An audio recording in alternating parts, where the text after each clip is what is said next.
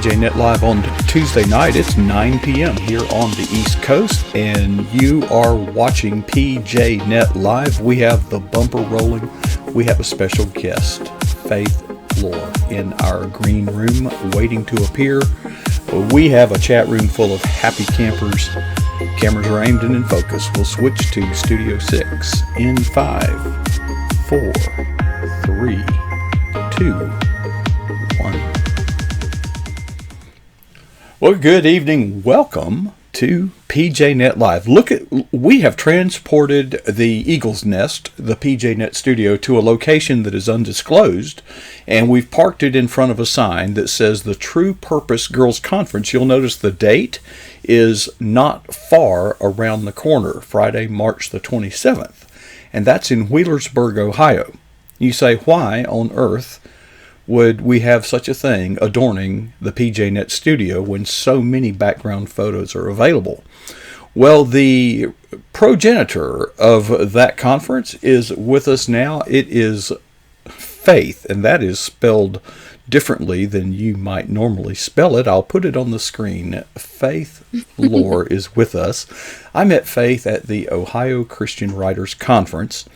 I am blown away by her story. I would love to tell you her story, but you would love it even more if I didn't and let her tell the story. Fayth, welcome to PJNET Live. Tell us about your ministry. You've been doing 7 years now. Well, hello, Mark, and hello to everyone that is online right now. Thank you, first of all, for allowing me to have this opportunity. So excited to be here. So, as you said, my name is Fayth, and about 7 years ago, I felt a burden and a call to start a ministry for pre-teen, so tween girls, and teen girls, and then college-age young women. I had been to several older women's events, but I'd never been to one for younger girls. And so God kind of laid that on my heart to begin True Purpose Girls Conference, and I did that around 7 years ago. It was my senior year of high school. And at the girls' conference, we have several different fun things that go on, but our main mission is just to inspire young women to fall in love with their Creator and His unique design for their life. So I know if I have any ladies on here that are watching, or if you know of any teen girls, we know that there's a lot of pressure that these girls are facing, and we just want to help inspire them and encourage them in their walk of faith, and let them know that God made them in an amazing and a marvelous way, and that they are just a masterpiece. So that's our mission, and that is our purpose. Fayth, you're just babysitting a bunch of wonderful girls while the moms and dads are in choir practice. Is that what it is, or is it a little bit deeper than that? Well, maybe? Not necessarily. So we actually have a lot of youth leaders that come. We have a lot of moms, grandmothers, aunts.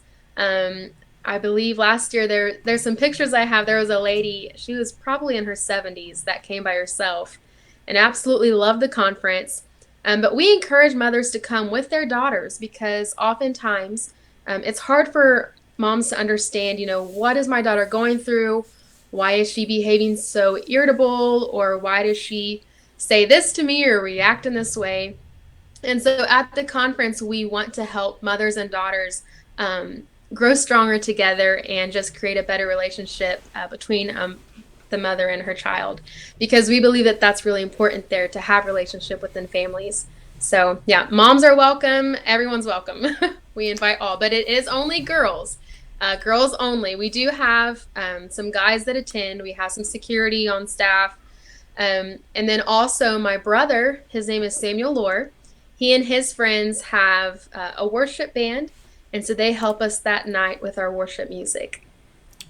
Now, you have, as we pointed out at the beginning of the program, you have a conference coming up next month. And when I began kind of poking around and peeling some of the layers back, I thought, is this a conference, or is it perhaps a banquet of sorts? So then I saw some of the people that you had in attendance for faculty or keynotes, and I'm starting to think this is a conference. I've never heard of anything like this. What did you model it after, or was it just an inspiration? I didn't really have too much to go off of when we began this. Like I said, I'd gone to several women's events. And most of those events, there was always music and then like devotional leaders and maybe some games. So we kind of started out with that. We started out with like four speakers, worship music, and then we would do like minute to win it games. And our first year was like 4 hours long. And that's maybe okay for adults, but I noticed when we have teen girls there, their attention span is not that long. So I think just by trial and error and a lot of prayer, God has placed so many talented young people in my life as my friends. And I kind of felt inspired to, use these young people that I know that God has gifted in this event to help inspire others. You don't have to just be a singer. You don't have to just be a speaker to be able to be used by God, but God can use you in so many ways. One of the people that we have come, his name is Austin May, and he's my best friend's fiance, but he has an incredible ministry. He does something called spoken word. Oftentimes, it will be a rhyme of some kind that has a really powerful message in it about Christ. He also does upside down paintings, which he's done the past few years for us. And so, with that, he will begin to paint a picture upside down, and you have no idea what it is until at the very end, he flips Hmm. it over and reveals the painting, and it's incredible. So, that's a really talented person that comes. We also have a drama team, and they do something similar to sign language, but it's more emotional, more expressive. Their name is Expressions of Grace, and they are a local drama team. Let's see, we also have this year a new thing that I'm so excited about. These two young ladies from our town, let's see, Paisley and Presley are their names. I had to look at our flyer. I saw them on your flyer. That was they're Yes. quite a couple. Or They well, are they're so cute, and I'm thrilled that they're joining us this year. It's two sisters. They are extremely gifted and talented in dance and ballet. So I'm really excited to see what they bring to the conference this year. And I know a lot of the young girls are going to absolutely fall in love with them. They'll be performing to a Christian song that goes along with our theme. Really excited about that. Our other act is something that I saw at church camp, the church camp I grew up at, gosh, probably 15 years ago. And I loved it so much that I thought we have to bring this to True Purpose. It's very different. I had never seen this done in church ever before, but we have a team of around 4 to 5 girls, and they dress all in black, and then they put like glow in the dark duct tape on themselves where they look like a stick person. And we have black lights that we put on mhm. the stage, and then they have this routine that they do on stage that they perform to as these stick people. And typically at the end of their performance or in the middle, I think last year it was in the middle of their performance, we have glow sticks. Every girl gets a glow stick. And then last year they just kind of like tossed glow sticks out to the audience. We tossed out glow in the dark beach balls, glow in the dark balloons. And those girls just have a time. They go crazy. And it's just, it makes my heart happy because, some of these girls have not smiled in forever. And it's hard for them just to laugh, out of the trauma that they've gone through. But to see that one girl have a smile is everything. Tell me about some of the girls that you're working with. I want to talk. The roller coaster is what I called it. It's whether it's coaching or ministry or your work or just your relationships. There's lows and there's highs. What has been one of the most challenging moments you've faced in the 7 years you've been doing this? Ooh, this is a good question. I think for myself, I've been in ministry for a lot of years now. I've been a preacher's daughter my whole life, and I think something that people that can identify with me have all struggled with is authenticity. Oftentimes, I've always felt like people are always watching me, and so I've wanted to put on a front of my life is good. I'm always good, this perfect life, which is not true. And I think being in ministry, the people that I sing to, the people that I minister to, I almost feel like they don't want to see the ugly parts of my life. But in that transparency and in telling my story, I've realized that that's really when God uses me the most and when people are helped the most. So I think one thing that I've struggled with this is just being the most transparent that I can be, getting rid of my pride so that God can help me minister to these girls because they're going through some really, really hard situations, as young people, things that 30 years ago, 10 years ago, we didn't have to deal with as teenagers. So it's important for me to be transparent with these girls. You're exactly right, Faith, because one of the problems or challenges I have in church culture, in particular, is you go to church and and you say, "Well, how are you?" and you get an answer, what I call the church, church speak. Well, God is good all the time. And one day Right. I was particularly fed up with it, and I said, "Well, I just can't really minister to you, can I? You don't have any problems." Yeah. It's hard to let that guard down. It Right. takes trust. It takes time spent with each other, and you've got to invest in them. But we're all. I've noticed the more I get involved, we're all walking through some kind of hell personally, Hmm. and we need each other. So if we're going to encourage one another, we have to be transparent. Okay, the highest moment, the best you can think of. What was it? Oh my goodness. So many great moments. I think last year I was just blown away. Mark, we started out with around 100 girls 7 years ago, and that was 100 people total in attendance, including me. um, and then this past year, we did have over 500 register online. Um, we had 480 girls, though, altogether show up, and that was just a God moment. Like, how in the world, But God is the God of miracles and did such an amazing thing in that. But that wasn't the greatest number. After I gave my devotion, we had a time of an altar service and allowed the girls time to reflect on what God had just spoken to them. So there were so many girls that came up to pray, and I had several youth leaders, several mothers come up to me and say, I've not seen my daughter ever be emotional in church. Like, this is the first time. So that means a lot to me. But we had 39 girls last year that dedicated their lives to Jesus Christ and became Christians.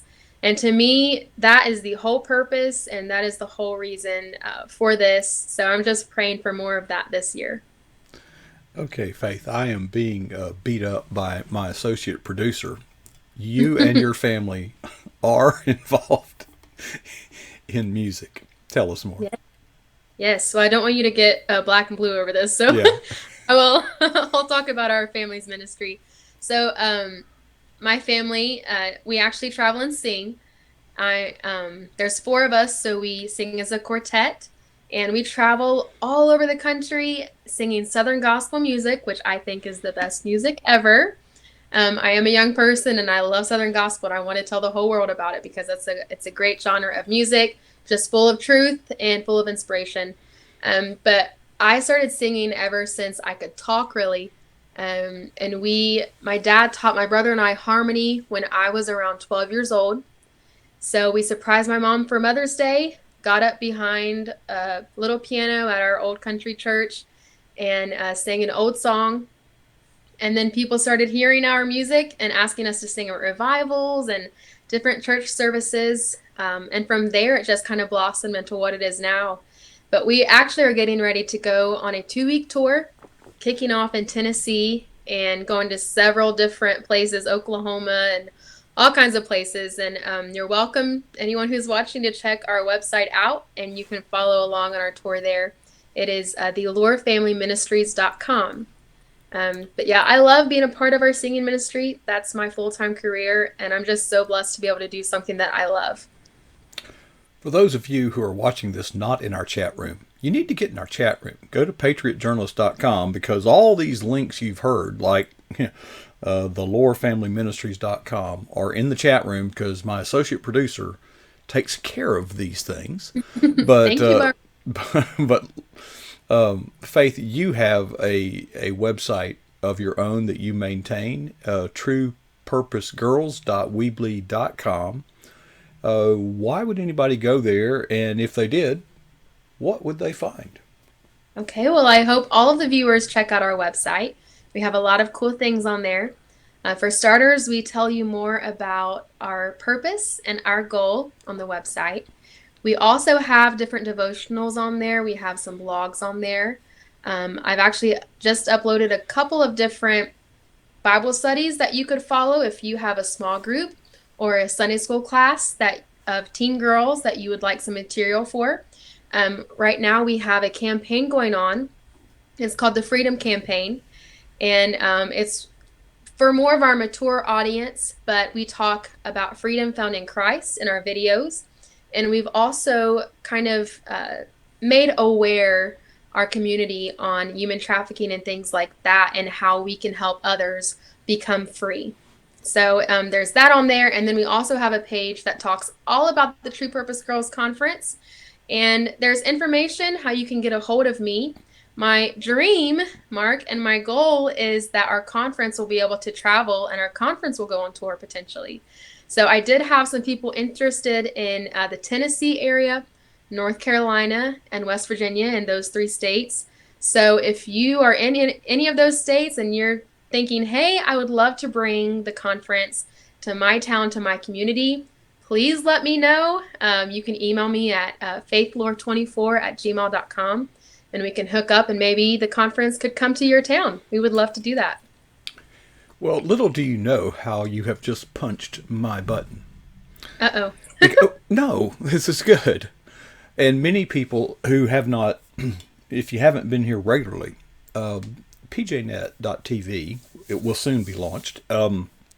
We have vision of doing similar things, Lori, where we literally take the staging apparatus, the speakers, the lasers, the filming, multiple cameras, and going. We can literally set all this up inside of a church and be self-sufficient. We don't have to use their sound system. We've got our own stage management, and we are. Oh, I just bumped my desk. My desk, by the way, is a piece of plywood on two sawhorses. Oh, so Really, original. it is. Oh, it is. And but I know that was very loud. I apologize, but my knee didn't feel a thing. It was okay.